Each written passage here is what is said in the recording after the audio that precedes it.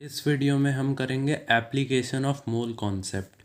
हमने mole concept का एक रिवीजन वीडियो भी बनाया था और लेक्चर वीडियो तो है ही, आप दोनों देख सकते हैं। अब इस वीडियो में हमको देखना है कि उसके एप्लीकेशन क्या है, यानी वो मोल कॉन्सेप्ट जो है उसका यूज़ कहाँ आता है। तो मैं लिख देता हूँ। सबसे पहला इसके एप्लीकेशन है। मैं सबसे पहले बता दूं कि इसका एप्लीकेशन बहुत ज़्यादा सारी जगह में होता है, लेकिन सबसे ज़्यादा जहाँ होता है वो होता है कंसंट्रेशन निकालने के लिए किसी भी चीज़ की, कि कितना डाइल्यूट हो गया, या ये तो होता ही है। फिर कितना मतलब कितना मोरैल है, कितना मोलैल है, सारी चीज़ें अभी हम पढ़ेंगे कि क्या होती है मोलैरिटी, क्या होती है मोलैलिटी, नॉर्मेलिटी, सब कुछ पढ़ेंगे। तो आप ये वीडियो को देखेंगे अगर ये आपको जानना है तो सबसे पहला है मोरैलिटी। मोलैरिटी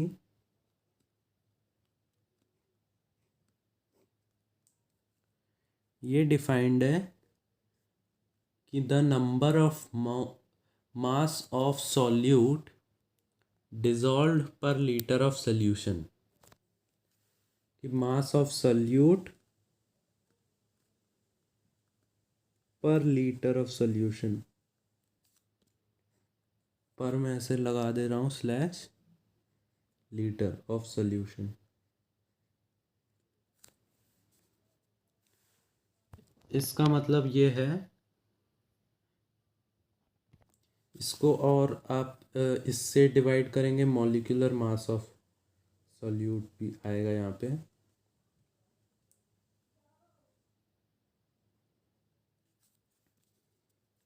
यानी एक टर्म ये, और उसको आप डिवाइड करेंगे इससे।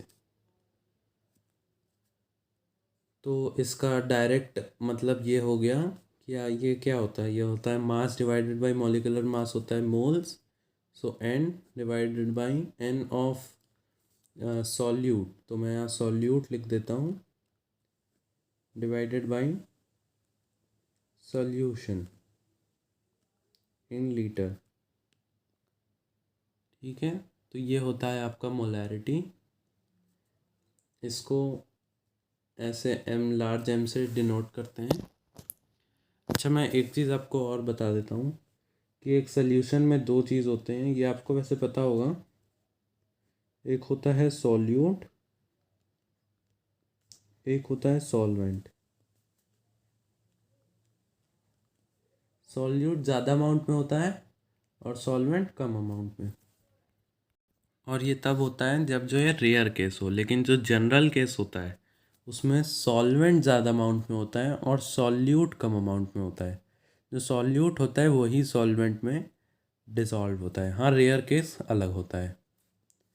तो सॉल्यूट को हम कहते हैं, डिनोट करते हैं बी से, और सॉल्वेंट को डिनोट करते हैं ए से। ठीक है, तो कभी कभी यहाँ पे ऐसे भी लिखा आ सकता है। अच्छा, ये सॉल्यूशन का अपने लीटर में मतलब मैंने लिखा है, तो ये वॉल्यूम होता है, ये याद रखना। इसको मतलब ऐसे भी कभी कभी लिख सकते हैं कि N of B divided by V of ए।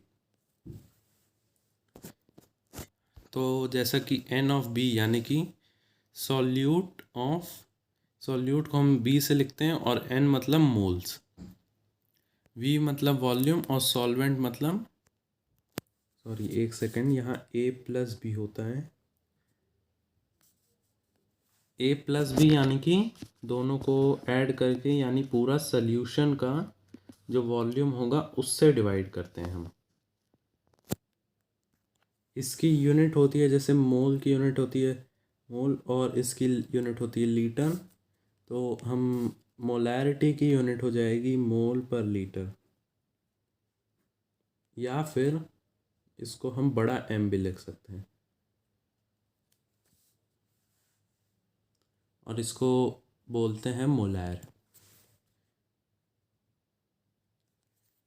ठीक है, तो एक कंसंट्रेशन टर्म आपकी हो गई मोलैरिटी। इसके बारे में और भी एक दो चीज़ें बता देता हूँ। वैसे मैंने यहाँ पे बताया था आपको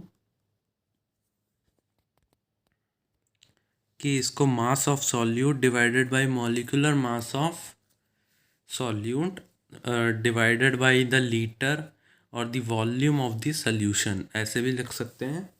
तो आप जानते हैं कि मास को हम और वेट को सेम ही बोलते हैं, तो हम ऐसे इसको इस फॉर्मूले को ऐसे भी लिख सकते हैं कि W/B divided by M/B into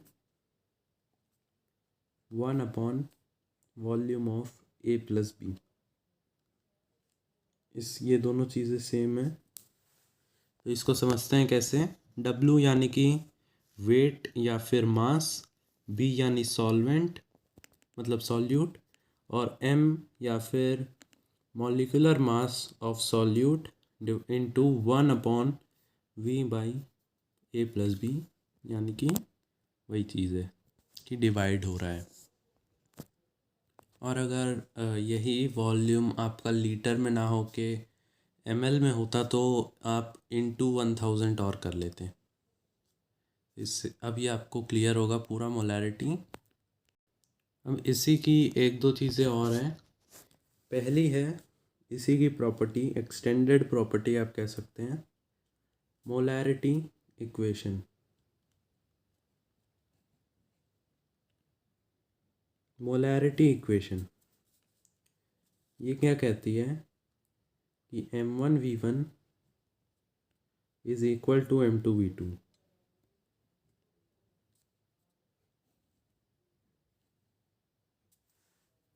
इसका सादा सा मतलब ये होता है कि अगर कोई मोलैरिटी ऑफ सॉल्यूशन 1 है, उसको अगर आप उसके वॉल्यूम से मल्टीप्लाई करेंगे तो वो हमेशा एक कांस्टेंट आएगा। और अगर आप फिर से M2 और V2 को मल्टीप्लाई करेंगे तो भी कांस्टेंट आएगा, दोनों इक्वल हो जाएंगे। तो ये है मोलैरिटी इक्वेशन। फिर कुछ क्वेश्चंस में एक यूज़ आता है एक जनरेटेड रिज़ल्ट का।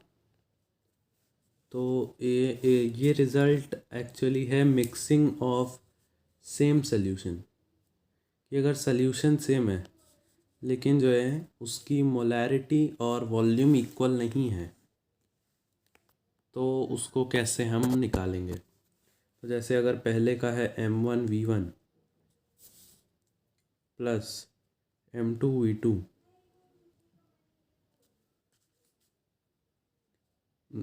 टिल, इसको इसी तरह अगर ऐड करते जाएं और MNVN, तो ये हो जाएगा MFVF। ये यानी M1V1 यानी कि पहले सोल्यूशन की मोलैरिटी इंटू पहले सोल्यूशन का वॉल्यूम। उसी तरह ये दूसरे सोल्यूशन की मोलैरिटी इंटू दूसरे सोल्यूशन का वॉल्यूम। इसी तरह जितने भी हों n तक कि molarity of nth solution into volume of nth solution, तो हमको देगा MFVF। इसको आप करके निकालेंगे। जैसे कि आपको एक क्वेश्चन दिया जिसमें कि एक सोल्यूशन की मोलैरिटी कुछ 5 दे दी और एक की 2 दे दी, और इस 5 वाले का वॉल्यूम 3 है और इस वाले का वॉल्यूम कुछ x है, और आपको फाइनल जो बन रहा है इन दोनों को मिक्स करके, और वो बनता है आपका, मान लीजिए उसकी मोलैरिटी बनती है 7, और उसका जो वॉल्यूम होगा, या फिर आप इसको x मान लीजिए और इसको आप 7 मान लीजिए, तो आपको बताना है कि इसकी मोलैरिटी कितनी है। इसको अगर 4 मान लें तो देखिए, तो ऐसे क्वेश्चन आते हैं। इसमें आपको क्या करना होगा कि मोलैरिटी इंटू वॉल्यूम यानी 5 × 3, इसको मल्टीप्लाई करें, उसमें प्लस करना है x × 2, इसको मल्टीप्लाई करें और उसको इक्वेट कर देना है MF/5। तो ये आपका इससे आ जाएगा x की टर्म्स में। फिर आपको अगर मान लीजिए MF की वैल्यू दी है तो आप x की वैल्यू निकाल लेंगे, और अगर नहीं दी है तो उस हिसाब से आपको x की टर्म्स में ही छोड़ देना होता है। तो ऐसे क्वेश्चंस इसमें से आते हैं। इसी का एक फॉर्मूला और है इसमें मोलैरिटी में ही, वो फॉर्मूला हम डिस्कस कर लेते हैं। वो फॉर्मूला है कि अगर मोलैरिटी को हमको निकालना है in the terms of density of a solution. Density usually आपको दी जाती है, अगर वाटर है तो मतलब वो पता ही रहेगा, लेकिन वैसे तो मरकरी हो गया इन सब का आपको पता होगा, और नहीं पता होगा तो आपको टेबल वगैरह दे दी जाती है रेफरेंस के लिए। तो इसको निकालने के लिए आपका फॉर्मूला है percentage by weight into 10 into D. D है आपकी डेंसिटी, ये डब्ल्यू है वेट मतलब की, और divided by molecular mass. Molecular mass ये आपकी आ जाएगी मोलैरिटी, और डेंसिटी की इसमें यूनिट होनी चाहिए ग्राम पर ml, ये यूनिट होनी चाहिए। तो ये पूरा मोलैरिटी आपको समझ में आ गया होगा। एक एक मैंने फार्मूला आपको यहाँ पे बता दिया है, कोई भी फार्मूला मिस नहीं हुआ मेरे से।